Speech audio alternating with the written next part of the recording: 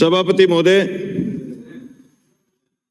पांचवा बजट हमने देखा, हमारे विधानसभा क्षेत्र के लिए काफी सारी घोषणाएं हुई। जनता ने जिस उम्मीद के साथ हमें राजस्थान की विधानसभा में भेजा, उनमें से बहुत सारे काम इस पांचवें बजट में हुए। लेकिन अभी भी बहुत सारी हमारी मांग किसानों की जो भी पेंडिंग है, और उनके करे बगैर किसानों के खाड़े अगर नहीं बने तो अमर सिंह ब्रांच सिद्धमुख नहर नोर फीडर के किसान बर्बाद हो जाएंगे। इसलिए मेरी इल्तिजा है कि हमारे पुराने टूटे हुए खाड़े जो 2004, 5, 6 में बने, उनको दोबारा बनाया जाए। भादरा शहर के चारों तरफ घनी आबादी की वजह से कोई आदमी भीतर से ढंग से क्रॉस नहीं कर सकता, भारी वाहन भी नहीं जा सकता, पराली के ट्रैक्टर भी नहीं जा सकते। आए दिन पंजाब से पराली के ट्रैक्टर शावा के लिए निकलते हैं। हम चाहते हैं कि हमारे भादरा के चारों तरफ रिंग रोड बने। डुंगराना से भाटी मोड़ की सड़क है जो काफी गांवों को जोड़ती, वो सड़क भी अभी तक बनी नहीं। वो सड़क भी सरकार जोड़ने का काम करे, उसका सुदृढ़ीकरण चौड़ाईकरण करे। गोगा मेडी जो धार्मिक स्थल है, 500 पीरों की धरती में गोगा मेडी भी एक ऐसी जगह है जहाँ सांप्रदायिक सद्भाव का मेला लगता है। लाखों लाख लोग आते हैं, पहले ददरेवा जाते हैं, फिर गोगा मेडी जाते हैं। इसलिए मेरी सरकार से मांग रहेगी कि वाया हुणतपुरा होते हुए गोगा मेडी से सीधी ददरेवा सड़क जोड़ी जाए।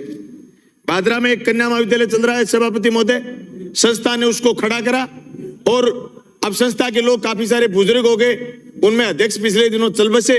इसलिए हमारी मांग है, समाज की मांग है कि ये इसका सरकारीकरण हो जाए। मुख्यमंत्री जी ने करीब 300 के करीब कॉलेज खोले, तो इस कन्या महाविद्यालय, ग्रामीण कन्या महाविद्यालय को भी गवर्नमेंट कॉलेज में तब्दील कर दिया जाए। मेरे विधानसभा क्षेत्र के 2 बड़े गांव हैं, घेऊ और मलसीसर, जिसके पास पाइपलाइन भी, वाटर वर्क्स भी दोनों के एक है। मैं चाहता हूं कि उसकी सड़क भी बन जाए। और ये मांग हमारी ये भी रहेगी कि जिस तरीके से हरियाणा हमारे नजदीक है और हरियाणा से आए दिन गतिविधियां, आपराधिक गतिविधियां बढ़ रही हैं, इसलिए गांधीबड़ी में, सोनी मार्केट भादरा में, डुंगराना उप तहसील में चौकी भी खोली जाए, जिससे कानून व्यवस्था का पैरा ठीक रहे। यही चलते चलते हम ये चाहते हैं कि जो मुख्यमंत्री मोदी ने घोषणा करी है कि एक नशा मुक्ति केंद्र हर जिले में बनेगा, तो मैं समझता हूं वो नशा मुक्ति केंद्र भादरा में खोला जाए, ताकि नौजवान जो नशे की आदत लत से मशगूल हो गए हैं, उनको उसमें एडमिट कराया जा सके। सभापति महोदय, खूब दिया खेल पर, लेकिन खेल पर पिछले 4 साल में मैं भी ज्यादा ध्यान कंसंट्रेट नहीं कर पाया। विधानसभा से हमें कुछ नहीं मिला राजस्थान सरकार से। मेरी मांग है कि सलीम दुरानी आवासीय सपोर्ट स्कूल भादरा में खोला जाए, जिससे खेल की गतिविधियां भी नौजवानों के लिए बढ़े। सभापति महोदय, सामाजिक सुरक्षा में जिस तरीके से मुख्यमंत्री जी ने घोषणा करी, मैं समझता हूं कि अभी भी एक वर्ग अछूता है, वो है जिनके बेटे और बेटियां सरकारी नौकरी में हैं। अभी उन बुजुर्गों को पेंशन नहीं मिल रही। इस पूंजीवादी युग में, इस भौतिकवादी युग में ये चीज कतई ठीक नहीं है कि बेटे बेटी नौकरी में, उसके माँ बाप को पेंशन नहीं दी जाए, उन्हीं बुजुर्गों को भी पेंशन दी जाए। मैंने पहले भी मांग करी है, अब मैं फिर मेरी मांग को दोहरा रहा हूं, पुरजोर तरीके से सरकार इसको पूरी करे। डुंगराना, सेरडा, भरवाना और मलखेड़ा 4 ऐसे बड़े गांव हैं।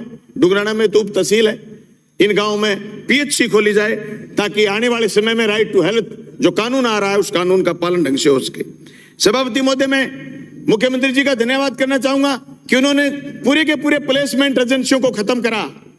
मेरी मांग रही थी 2019 के पहले सदन में कि ये प्लेसमेंट एजेंसी वाला बीच में दलाल कौन है जो पैसे खा जाता है, नौजवान का शोषण करता।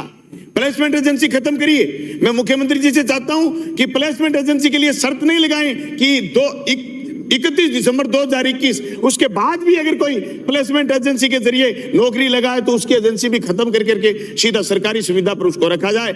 इसलिए मेरी मांग है कि सन 2000 में जब आप मुख्यमंत्री थे, उस समय हमारे नहरी क्षेत्र में ठेका प्रथा शुरू हुई थी। उस ठेका प्रथा को आप ही खत्म करो, ताकि जो उपभोक्ता संगम के चुनाव है वो चुनाव बंद हो और मैट बेलदार चौकीदार की नियुक्ति हो। ये मेरे क्षेत्र की, विधानसभा क्षेत्र की मांगे जो अभी तक पूरी नहीं हुई। मैं कोशिश करूंगा और मैं मांग करूंगा कि सरकार इन क्षेत्रों को आज भी सफल बनाने का काम करे, मेरी मांग पूरी करे। सभापति महोदय, बिजली की बात आई, साथियों ने चर्चा करी कि 2000 यूनिट बिजली फ्री होगी किसान की। निस्संदेह फायदा होगा किसान को, लेकिन हम मांग करते हैं कि जिस तरीके से पिछले बजट में घोषणा करी थी कि आपको जल्दी से जल्दी कनेक्शन मिलेगा, वो कनेक्शन की कछुआ स्पीड है, उस स्पीड को बढ़ाने की जरूरत है। ट्रांसफार्मर आज भी समय पर नहीं मिल रहे, तार आज भी समय पर नहीं मिल रहे, पोल आज भी समय पर नहीं मिल रहे, वो समय पर मिले, ये हमारी मांग है। हमारी मांग है कि जीएसएस की संख्या बढ़ाई जाए।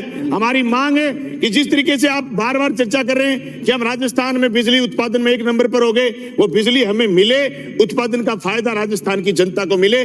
घरेलू बिजली में जो आपने 50 से 100 यूनिट करा, इस बात के लिए तो धन्यवाद, लेकिन हम चाहते हैं कि घरेलू बिजली के लिए हमारे पास ये फोन नहीं आए कि बिजली चली गई, बिजली आई नहीं। आप कोयले का प्रबंध कहीं से करें, कैसे ही करें, कोयले का प्रबंध करके बिजली उत्पादन का काम सरकार मजबूती के साथ करे। सभापति महोदय, मैं ये भी चाहता हूं, जो ऋण की बात आपने करी, आपने कहा कि राजस्थान में डिबेट रिलीफ एक्ट लेकर के आएंगे और उस एक्ट आने के बाद एक अध्यक्ष की कमीशन नियुक्त होगा और कमीशन का अध्यक्ष होगा, रिटायर्ड जज होगा। सभापति महोदय, मैं बिल्कुल नहीं चाहता कि रिटायर्ड जज कमीशन का अध्यक्ष हो।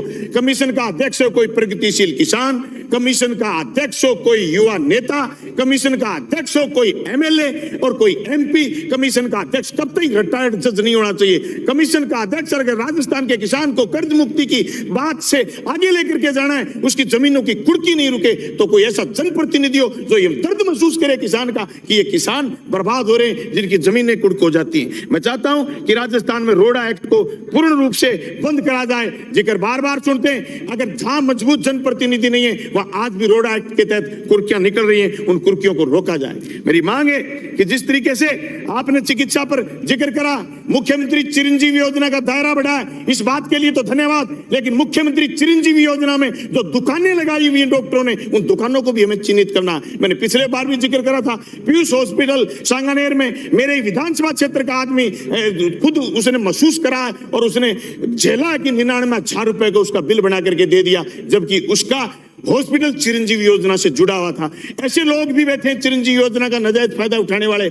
आदमी के सिर में दर्द है, उसकी सारी जांच करा लेंगे और जांच करा करके कहेंगे कि तेरे सिर दर्द का इसलिए पता कर रहे थे या किसी में तेरे टकने में भी तो दर्द नहीं है, उसकी वजह से सिर दर्द हो। सारी हॉस्पिटल जांच करवा के उसके पैसे खाते में डलवा लेते हैं। इन चीजों को दुरुस्त करने की जरूरत है। बाकी मुख्यमंत्री चिरंजीवी योजना और मुख्यमंत्री दुर्घटना बीमा योजना में राजस्थान की जनता को जो फायदा हो रहा है वो वास्तव में काबिल तारीफ है। मेरे विधानसभा क्षेत्र के दीपलाना और घेऊ और शेरपुरा 3 पीएचसी ऐसी बनी थी, जो दीपलाना तो 10 साल पहले बनी थी, लेकिन साहब वो लटक गई। मैं चाहता हूं कि चिकित्सा विभाग के सारे काम आप एनएचएम से करवाने की बजाय पीडब्ल्यूडी से करवाइए, ताकि कंट्रोल रहे जनप्रतिनिधियों का, कंट्रोल रहे प्रशासन का। एनएचएम का कोई एक्शन, कोई एएन आपको मिलता ही नहीं। आप किसको अपनी बात बताओगे? आज उप स्वास्थ्य केंद्र बन रहे हैं, आज सीएचसी बन रही है, आज पीएचसी बन रही है, डायरेक्ट बजट उनके वहां गया है तो उसका कोई धनी दोरी नहीं है, ठेकेदार बीच में काम छोड़ के भाग जाता है। मैं एक चीज चाहूंगा, सरकार ने शुद्ध के लिए युद्ध की घोषणा करी, लेकिन एक दूध नहीं जहर पीता इंडिया, उत्पादन 14 करोड़ लीटर लेकिन खपत 64 करोड़ लीटर। मुख्यमंत्री जी ने 2 दिन के लिए घोषणा करी थी पहले बच्चों को स्कूल में दूध पिलाने की। मैं मेरे गांव विधानसभा क्षेत्र के छानी बड़ी स्कूल में शुरुआत भी करके आया था। सभापति महोदय, योजना जोरदार है, गरीब के बच्चे ने दूध देखा है, पूरे राजस्थान में देखेगा, पर दूध की जगह पिलाएंगे क्या, ये चीज सुनिश्चित करनी है। जिस तरीके से एक WHO की चेतावनी है कि बंद नहीं हुई मिलावट तो 87% भारतीयों को 2025 तक कैंसर में डूब जाएंगे। आज भी एक गांव में 10-10, 20-20, 30-30 लोग कैंसर से पीड़ित हैं। इसलिए इस मिलावटखोर लोगों के खिलाफ मजबूती से कार्रवाई करनी है। आपने जिक्र करा गरीब का, गांव के चारों तरफ आप देखोगे गरीब बसा हुआ। 1982 में हमारा जिला एक था गंगानगर और हनुमानगढ़। उस समय के तत्कालीन कलेक्टर ने यह घोषणा कर दी कि ये सारा क्षेत्र वन विभाग है। सभापति महोदय, वन विभाग गलत दर्ज करा गया 1982 में। आज भादरा विधानसभा क्षेत्र के बहुत सारे गांव ऐसे हैं जिनकी बस्ती वन विभाग में घुस गई। लोग जमीन पर बसेंगे। सभापति महोदय, मेरी सरकार से, सभापति महोदय आप आए उससे 1 मिनट पहले शुरुआत में, वास्तव में 15 मिनट है मेरी। मैं तो 2 मिनट आज तो फालतू दे, मैं तो लास्ट ही भाषण है ये तो, इसके बाद तो भाषण होने ही नहीं। अब तो दोबारा जीत के आएंगे तब देंगे भाषण। वन क्षेत्र में बसे लोगों के लिए श्री गंगानगर के जो कलेक्टर ने फैसला करा था, राज्य सरकार से हम चाहते हैं देर आए दुरुस्त आए, उस फैसले को देखो और उस फैसले का परीक्षण कराओ। वन क्षेत्र आज स्थिति कब्रिस्तान की, शमशान भूमि की, पीएचसी खोल रहे हैं, सीएचसी खोल रहे हैं, उप स्वास्थ्य केंद्र खोल रहे हैं, स्कूल खोल रहे हैं, महात्मा गांधी अंग्रेजी विद्यालय खोल रहे हैं। अरे जी जगह ही नहीं है। वन विभाग है, वन विभाग को ऐसे जगह ले जाइए जहां वन विभाग ठीक लगे, और वहां वन उगे तो सही। यहाँ तो सारी वो बुंडलती टोटली किक्कर खड़ी है, उन किक्करों को हटाओ और जनता को बचने के लिए और सरकारी मकान बनाने के लिए जगह दे। अब बात मैं कृषि की करूं, सभापति महोदय कृषि के लिए अलग से बजट दिया है, इस बात के लिए धन्यवाद। लेकिन हम चाहते हैं कि प्रधानमंत्री फसल बीमा योजना में जो लोचा आ रहा, राजस्थान की सरकार आने वाले समय में मुख्यमंत्री फसल बीमा योजना लेकर के आए, ताकि सैटेलाइट का लफड़ा और बीमा न देने का लफड़ा और बीमा कंपनी की धमकियां कि हम चले जाएंगे। बीमा कंपनी हमारे लिए नहीं आई सभापति महोदय, बीमा कंपनी पैसे कमाने के लिए आई, और बीमा कंपनी जहां हाथ लगेगा वहां लूटेगी।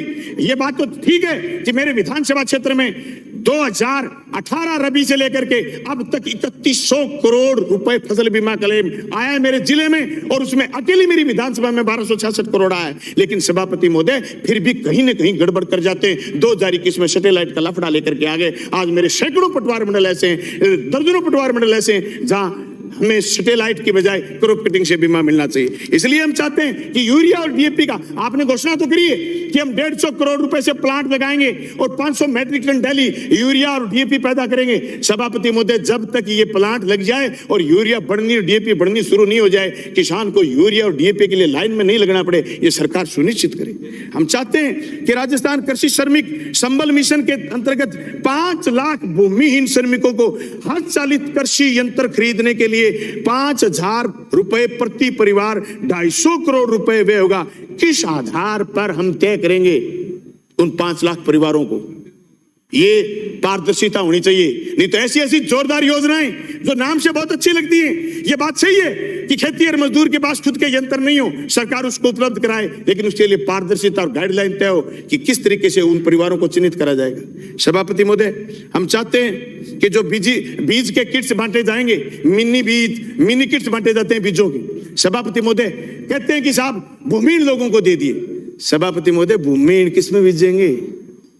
पहले सरकार या तो उनको जमीन दे, किट उन किसानों को दिए जाए जो वास्तव में खेती करते हैं। ये मेरा सुझाव है राजस्थान सरकार को। सभापति महोदय, आप डिग्गी के लिए खूब पैसा दिया है, आपने अभी कृषि बजट में घोषणा करी है कि हम डिग्गी के लिए 500 करोड़ रुपए और देंगे, पर डिग्गी हम किसको दे रहे हैं? लॉटरी से। सभापति महोदय, जिन लोगों ने डिग्गी बना ली और जिन लोगों ने फार्म लगा दिया, पहले ये था कि पहले आओ, 2 साल पहले तक था पहले आओ पहले पाओ। सभापति महोदय 3 मिनट तोड़ देने पड़े, मेरे तो 4-5 कागज बचे। सभापति महोदय, उसमें लॉटरी की बजाय लॉटरी की बजाय 1 मिनट समाप्त करें। ये राठौड़ साहब आंगली लगा रहे हैं, 12 मिनट हुए मेरे, 3 मिनट और पड़े। राठौड़ साहब मैं तो आप इस कितनी मेहर करता हूँ ना, आप घोचे कर रहे हो। मेरे से नाराजगी पंगा ले वो नहीं बनाएगा कोई नेता प्रतिपक्ष। मैं ये कह रहा था डिग्गी आपको कौन पूछे, मोदी जी बनाएंगे? भाषणिया जी थे भी बीच में ही पंगा ले लियो यही। सभापति महोदय, डिग्गी फार्म 1 मिनट बाद में भी किसी का फार्म तो उसकी वरीयता तय करी जाए, इसलिए डिग्गी उनसे बनाया जाए। सभापति महोदय, मधुमक्खी पालन में हनुमानगढ़ जिले को शामिल करा जाए। मिड डे मील की बात करूंगा मैं। सभापति महोदय, mid day meal anganwadi school, अंग्रेजी माध्यम स्कूल सब जगह जोरदार तरीके से बांटा जा रहा है। इसमें कोई दौर, मैं कई जिलों में गया हूं, जिस भी जिले में जाता हूं मैं मिड डे मील चेक करता हूं, स्कूलों में मेरी रुचि है। पर एक बात मैं कहना चाहता हूं मुख्यमंत्री जी से, आप कह रहे थे और सामाजिक न्याय की अवधारणा गलत हो जाए, हो ही नहीं सकता। जालोर में, पाली में, गोडवाड़ में कहीं भी मिड डे मील बनाने वाली महिला ऐसी की नहीं है। इसलिए मेरी मांग है आपके मार्फत सदन से कि आप न्याय करिए, न्याय की आपसे उम्मीद करते हैं। मैं चाहता हूं कि स्कूलों में जो रिक्त पद हैं उनको भरे जाए और 2 लाख अध्यापकों की। सभापति महोदय 2 मिनट में मेरी बात पूरी कर देता हूं, प्लीज सेव करें। जल जीवन मिशन 2 लाख अध्यापकों की नियुक्ति करी जाए। आपने युवाओं को बजट समर्पित करने की बात कही है, आपने स्कूल खोले, कॉलेज खोले, 2 लाख भर्तियां और निकालिए, तब स्कूल और कॉलेजों का काम आगे बढ़ेगा। जल जीवन मिशन आपने दिए, आपने 350 करोड़ रुपए मेरी कॉन्स्टिट्यूंसी में दिए। एचडीपी पाइपलाइन एचडीपी पाइपलाइन को अगर काम में नहीं लेंगे, डीआई पाइपलाइन के इंतजार में रहेंगे। सभापति महोदय, जल जीवन मिशन आगे तेजी से नहीं बढ़ेगा, काम स्लो चल रहा है। डीआई पाइपलाइन के लिए लाइन लगी हुई है, पूरे देश भर में काम चल रहा है। मेरा सुझाव है कि एचडीपी पाइपलाइन को आगे बढ़ाया जाए, ठेकेदारों को वही काम दिए जाए, ठेकेदारों को वही काम दिए जाए जिन्होंने उनमें काम में प्रगति है। सभापति महोदय, एएनएम भर्ती 2013 पूरी करने की मैं मांग करता हूं। प्रयोगशाला सहायक सभापति महोदय, 2018 जो लंबित है, आपके आदेश की पालना नहीं होगी। एलडीसी 2013 से वंचित रहे 6029 पदों की सभापति महोदय, करी जाए। राजस्थान हाईकोर्ट में 4th क्लास के कर्मचारी उनकी 2023-24 के इस हवाई बजट के बारे में मैं बोलना चाहूंगा। हमारे राजस्थान के मुख्यमंत्री जी